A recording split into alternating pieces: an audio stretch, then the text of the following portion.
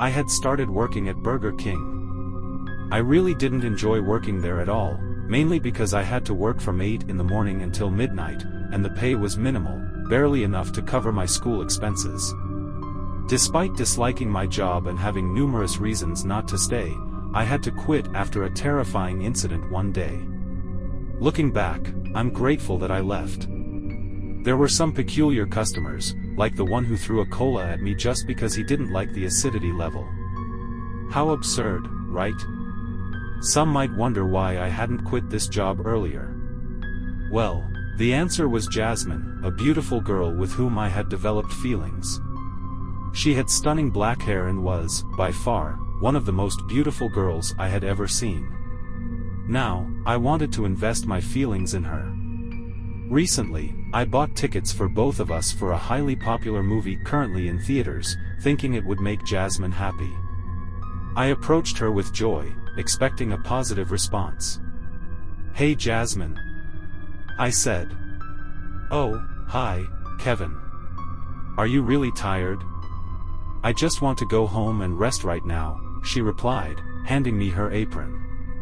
"Okay, be careful. There seems to be a strange customer who arrived, but we're closed at this hour." She looked at me and said, "Thanks, Kevin. I'm going out now." As she left, I just watched her go, and at that moment, all I could think about was that I hadn't been able to give her the cinema tickets. Suddenly, a customer had arrived, even though we were closed at this hour. He looked really creepy, arriving in his car. "Hello, sir. Can I help you?" I asked. "Sir, are you okay? Do you need help? Can I get you some napkins or water?" Patrick said, handing me his apron. "I'm going out." Jasmin went out to the customer, and I could only watch as she went to him. Right now, all I could think about was that I probably couldn't give her the cinema tickets, and maybe Jasmin didn't have any feelings for me. At this point, Jasmin had reached the front of the car, and she was tapping on the car window.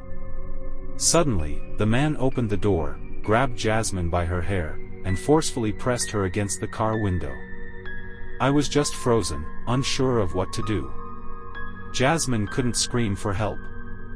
I called the police and explained what was happening.